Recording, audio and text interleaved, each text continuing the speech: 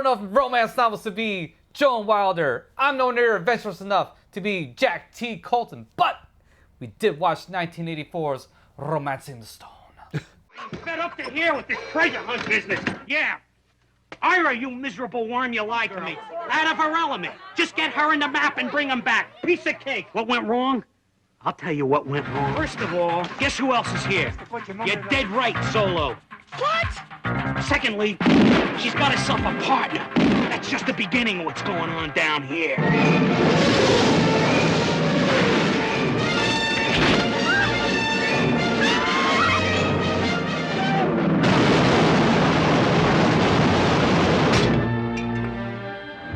There's nothing you can say that'll make me go back into that hellhole. Don't bring that up, Ira. All right, I'll go back. But this time, you're coming with me. Okay, first off, why did you pick this? I always like this movie. I always think this is a very underappreciated movie. A lot of people chalk it up as a Indiana Jones knockoff, and to a degree, It is. It is. But it's got more comedy. It's got more like romantic type shit going on in it. Yeah. It's just, it's a less serious vehicle, and I think it's more approachable than Indiana Jones. Because if you watch Indiana Jones, it's kind of dull at first until it kind of gets ramped up. You know, Yeah. if you're the common watcher. I was going to say, yeah, Indiana Jones, Raiders of the Lost Ark. Not Indiana Jones and the Raiders of the Lost Ark, just Raiders of the Lost Ark as it was released way, way, way back in 1981. But it is a knock. It's basically all those serials from the 1940s, and they wanted to update it, and they wanted, basically, he's Humphrey Bogart in the Treasure of the Sierra Madre. He's got the same hat, he's got the same jacket, he's got the same 40s pants, and but it's an adventure film made for dudes. Yeah, oh, You know, most definitely. Whereas this is an adventure film that is more made for the ladies. Yeah, it really boils down to, you know, and I think it's, like I said, just is more approachable for the average audience. I don't disagree. I'm also gonna say this is kind of a daring film. Kathleen Turner had done like Body Heat, and she was the siren. She was the unbelievably hot sex kitten that in a modern noir that was going to get men to do shit that they might not have done otherwise, which I get it. Yeah. I would have too. Yeah. But this one, she plays the writer who like sits at her desk and doesn't go out and doesn't date and has this dream man in mind that's completely unattainable, even though she's in New York. Yeah. That we would spend the rest of our lives together. Forever. Oh, God, that's good. Which is kind of charming and a nice change of pace for the kind of character that she was basically being, you know, done over and over and over again. Yeah, she's like a recluse. Pretty much. She doesn't get out and do much of anything. Gloria, why do we always have to have the same conversation? Because I like you, Joan, and I hate to see you all alone waiting for somebody who's not going to show up. She's got her novels and her cat and her Jesse. And her fantasy, yes, her fantasy man. But suddenly there he was, my beloved Jesse.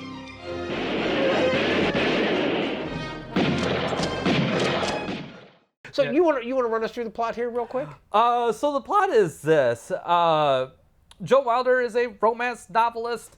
Her sister got kidnapped, and I think, is it Colombia? Yeah, sure, yes. Whatever, I do believe. Wherever Cartagena is. I'll throw it here. So she gets this phone call. It's like, hey, Joni, I need your help. Bring the map. It's, El Corazon. I need you to bring that map to me in Colombia. Colombia? And so she goes down to Colombia.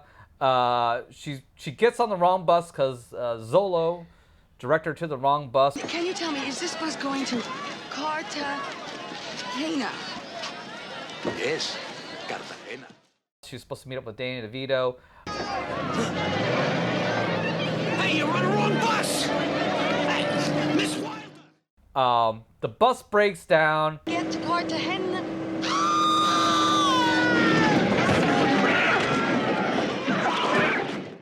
She gets out. Zolo tries to rob her and kill her right there. Yes. What? The purse. What are you... La bolsa. But lucky for her, Jack T. Colton comes in, rescues her, drives off Zolo. She hires Jack T. Colton to take her to the nearest phone. Minimum price for taking a stranded woman to a telephone is $400. Will you take $375 in traveler's checks? American Express? Of course. Got a deal. And shenanigans ensue.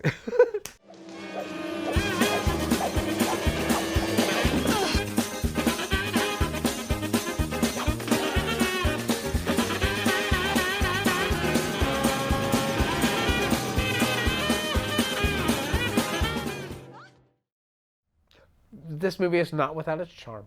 Oh, And this I this will movie is absolutely, super I will fucking absolutely charming. say that. There was one important tidbit that you left out. Joni was mailed a map by her sister's husband. Her sister's husband has been killed by Colombian gangsters. Oh, that's right, That were yeah. trying to get the map. I spoke to her last week. She's still in Colombia. Have they found her husband's body yet? Just the one piece. So she receives the map. She has no idea what the hell it is or why it's important. So when Joni's sister calls, she's like, I've been kidnapped, bring the map. So that's the big MacGuffin for the vast majority of the film.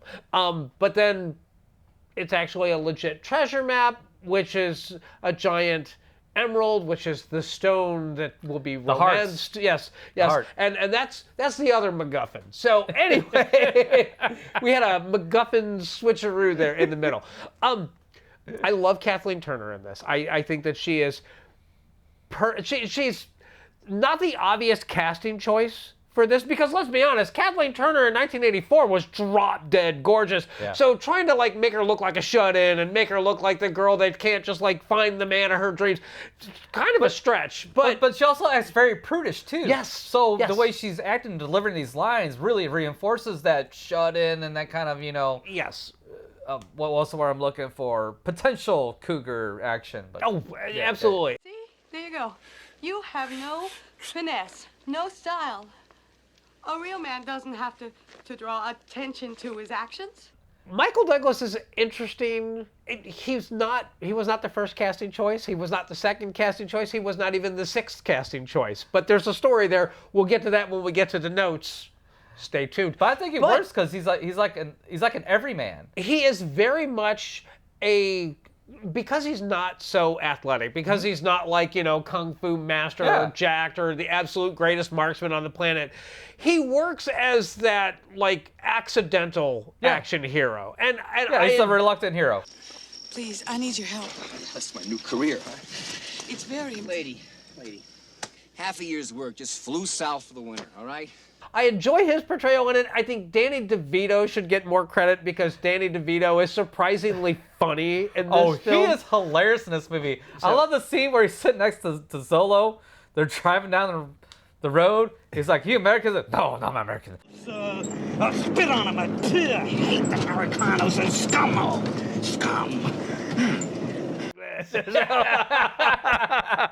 So, no, there are some remarkably fun moments in this. One of my favorite bits, the one that really got a big laugh out of me, is when they have traipsed through the jungle and they get to this small town and it's like, they're drug runners. We can't do anything.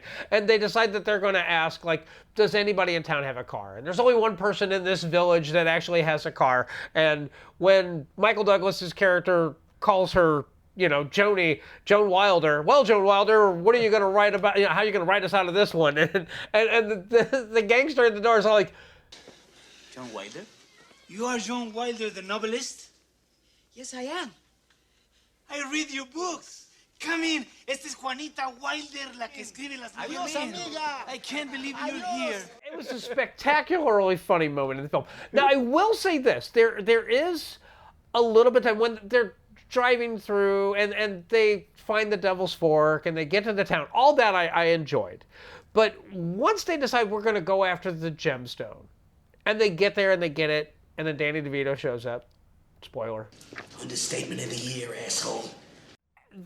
after that, it gets choppy. It gets a little unevenly paced, and it stands out to me because it's so well paced and so well structured at the beginning part that it feels like either something was chopped out, or a character was omitted, or something, and I don't know what it is exactly, but just something about it, and then it feels like a big setup to get to the finale, and while the finale is satisfying of the film, where they have the big, meet up, and hey, here's the map, and it doesn't matter because, Michael Douglas already has the gem.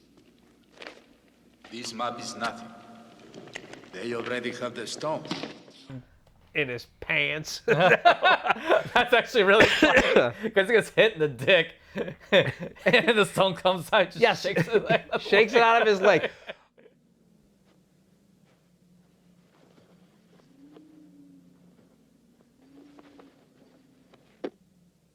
All that is fine, and the conclusion is it's very satisfying on that one. That he does give up the stone to save Joni and her sister, all that. But like I said, there's just that like going into the third act of this film, it's just that whole bit it's a little wonky. It's not bad. It doesn't ruin the film at all. It's just something that I noticed while I was watching, that it just didn't flow quite as effortlessly as the first 2/3 of the movie. I'll agree. It does kind of stumble a little bit. But I do like the third act. I like when they meet up at the hotel and they finally give in and, he's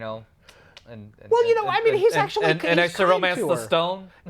He's trying to romance the stone out from under me. Well, at least I'm honest. I'm stealing this stone. I'm not trying to romance it out from under her. Well, wait a minute. He's trying to get a Xerox of the map. He keeps asking if they have photocopiers, and they're in these like little villages in the middle of nowhere, and everybody's, oh yeah, of course we do, but we're out of toner, that. Dr. Brown? Not a Xerox machine. Yes, but she's broke. That's one of the running gags that I actually was very amused by. But then he's trying to steal the map from her while they're having the sexy time. And then she's like, well, why don't we just go after it? And so you see him like tucking the map back into her purse. And that was clever. That was fun. I think that them getting the treasure was a little too easy, because literally it was like there's the Devil's Fork, and then there's a waterfall and a cave, and then right in there. Yeah, and that's the part I didn't like either. That part was kind of rushed. Yeah. There should have been more to it. There should have been a little bit more adventure. There should have been a little bit more at stake. But when they finally get there, and this is something that bothers me, when they get to where the statue is and they're digging around in the water to try and find it, and they pull the statue out. It's wrapped in a bunch of stuff, and they open it up. It's like this 1950s ceramic rabbit. We could have got some sort of explanation as to what the fuck the giant emerald was doing inside of the 1950s. Somebody was trying to steal it and get it out of the country. Something, anything. The map is supposed to be hundreds of years old, but the rabbit is from the 50s? Yeah. Some explanation, please. If it had at least been like antique pottery, something, anything that was more age appropriate for the age of the map, that would have gelled with me. But that was the one thing that when it happened, I was like, what is that about? So, yeah. But there's so many other great moments that make up for that little stuff. Like I love the whole scene, whether in the crashed drug running plane. Yeah. And they got burned in the weed. Yeah, when they're burning the weed and then they're throwing another key on the fire.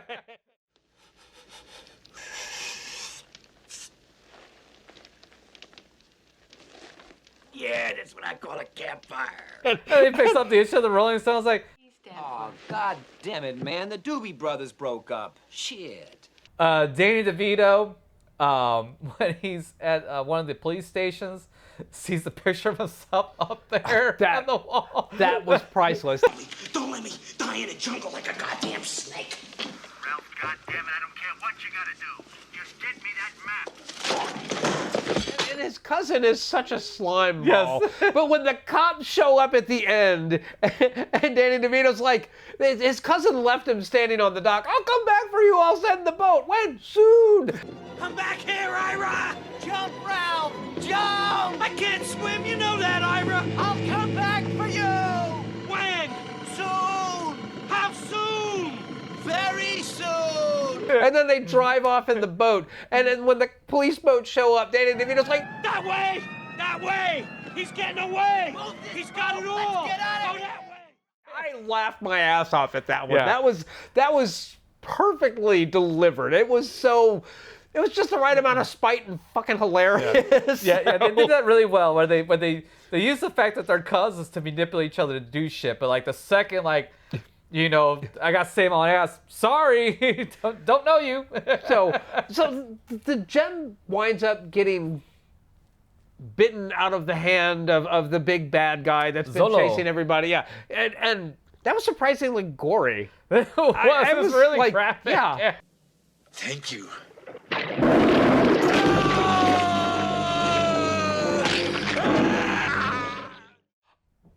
I respect the authenticity of the amount of blood that comes from a gator wound.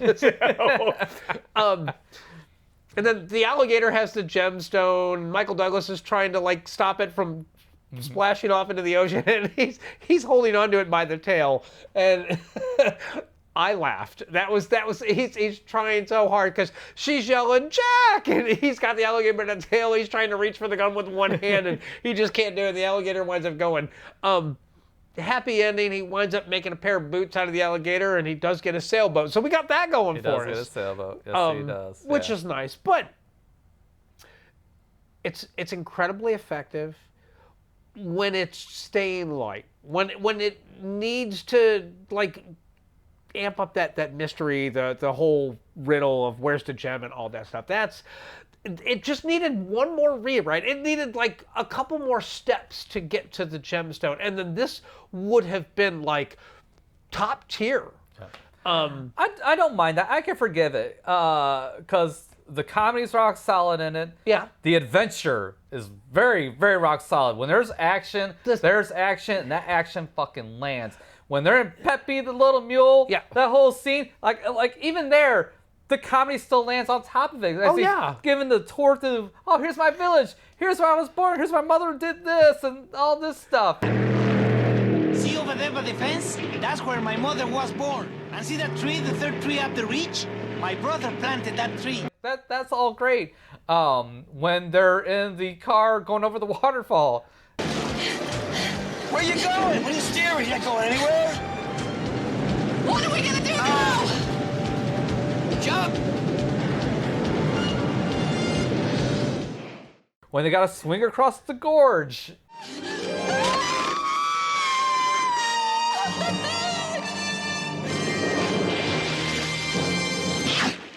All that works. All the action works. All the comedy works for me. The romance works, so I can forgive not nailing the Indiana Jones aspect of it. You know, the mystery and all that stuff. And yes, I agree with you too. The ceramic thing was stupid as fuck. all day long. It was dumb as hell. Ancient Peruvian or just something, anything, earthenware. I don't care what. But yeah, it made no sense that the map was that old, but what the gem was hidden in was that new. That just kind of bugged me. Somebody out there's got a really sick sense of humor. Nothing that this movie did upset me. Nothing like turned me against anything like that. Oh God, that's good. It was an enjoyable watch. Would I watch it again? If somebody else had it turned on when I came into the living room, I would be all like, "What are we watching?" "Oh, Romancing the Stone. I've seen this." "Oh." But you know the notes are coming. So okay. So because you're trying to conclude this already. There is a lot. Okay, so this had a budget of $10 million. I think they accomplished quite a bit for that $10 million. There's a lot on there, especially the talent too on top of it. The box office was $115.1 million. This was a home massive run. hit.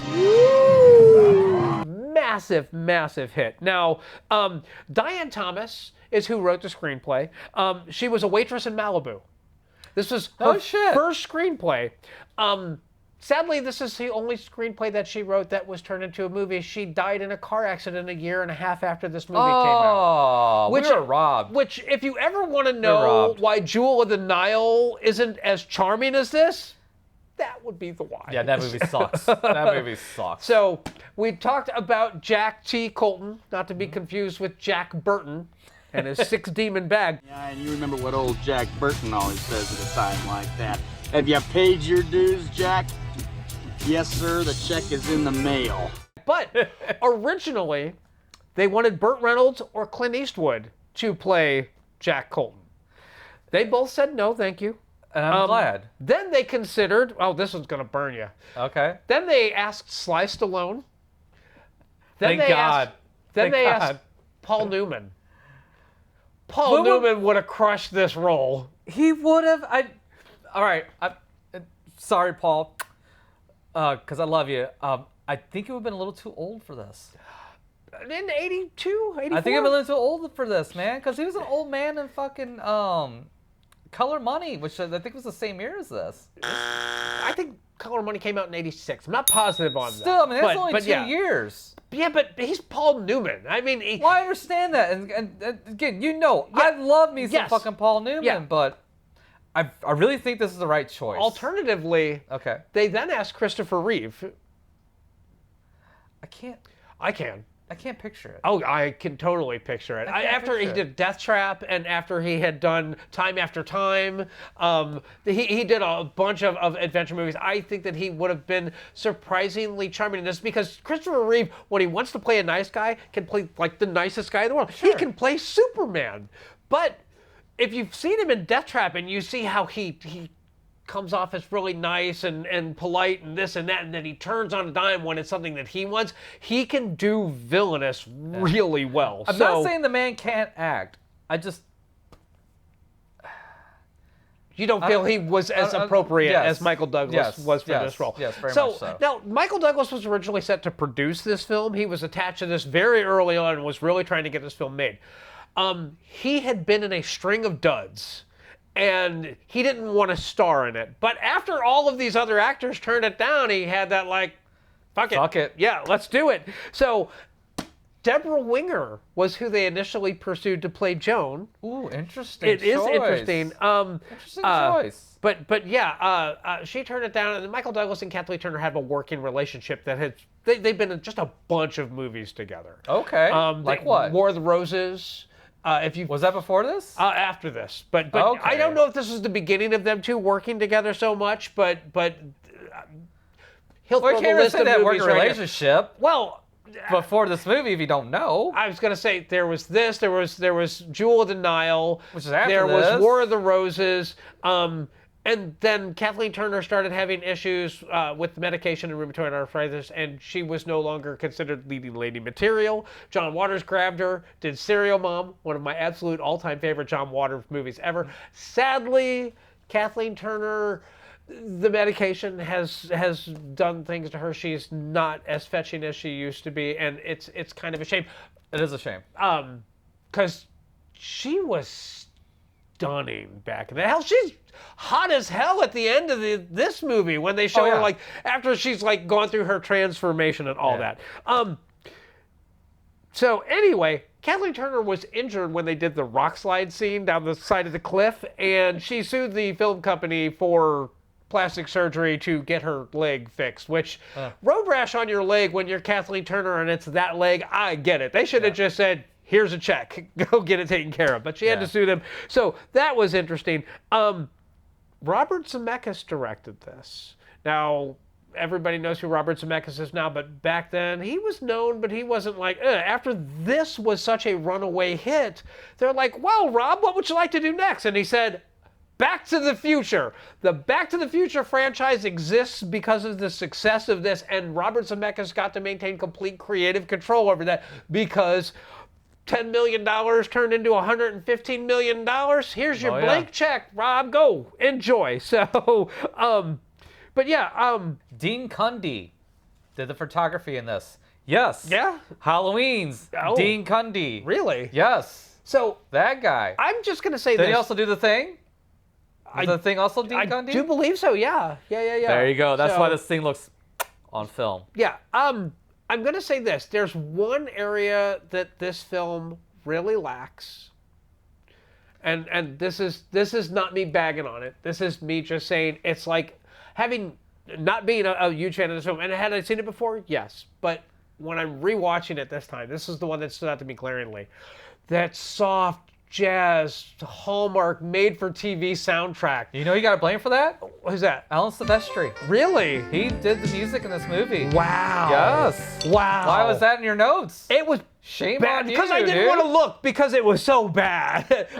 Yeah, Alan Silvestri, who's done a shit ton of scores in a bunch of movies you know. I'll put a small sample here. Yeah, this should have had an orchestral score. Think about this. It's a romantic comedy. And it's an action-adventure film. So that being said, if you get to do the strings for the romantic part, and you get to do the big bombastic horns during the big crash sequences, or when they're going over the waterfall, it would have punched this movie up just a little bit. And this is proof that your soundtrack really matters, because that's the only thing that kept distracting me while I was watching this film, was that cheesy ass sax solo and like every it was just it worked for me. It is what it is. Normally I'm a sax man. I'm a big fan of Sergio. He is the sexy sax man, and you know, he can get away with doing pretty much anything because he's Sergio. Yeah. Sorry guys, this is saxophone superstar Sergio Flores. You're not above the law. He's above the law though. It's not me. Above the law. You're not above the law. He's not above the law. No, he is above the law. But he makes millions of dollars. Absolutely. I mean, dude, if you have well, he's got like millions of dollars. Yeah, like, he's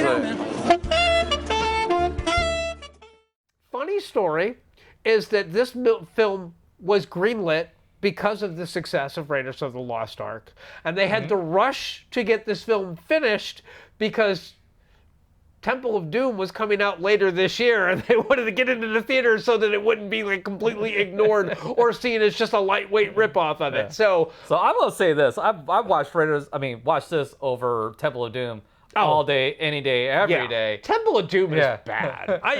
If you're a Lucasfilm fan, I'm sorry, but like I will watch Raiders. I love Raiders, and I will watch The Last Crusade. But man, Temple of Doom, it can sit in that DVD case and fucking rot for all I care. That movie is just really, it's got like 3 good sequences, and the first one is before the credits.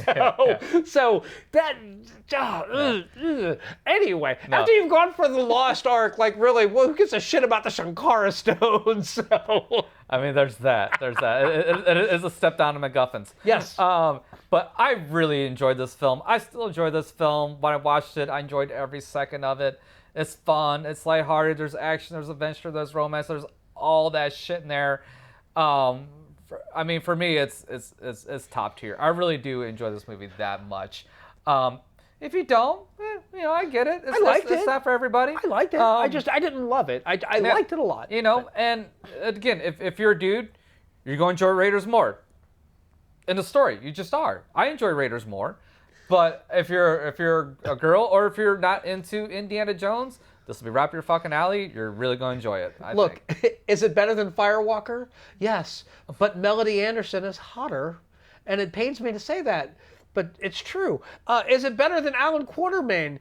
Yes, absolutely. And you can just watch this instead. Is it better than The Adventures of Tennessee Buck? Fucking absolutely.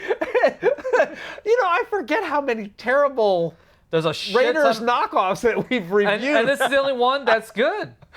And not only is it good, it's damn good. $150 million says so. It's not the only one. It's one of the few that we've reviewed. Look, if Bruno did a Raiders knockoff, we're gonna add it to the list. I just haven't found it yet. So if you know of any Bruno Mattei films that are great knockoffs of Raiders of the Lost Ark, throw them in the comments below. I guarantee we'll get to it before August. Anything else? That's it. That's all we got. We'll catch you next time.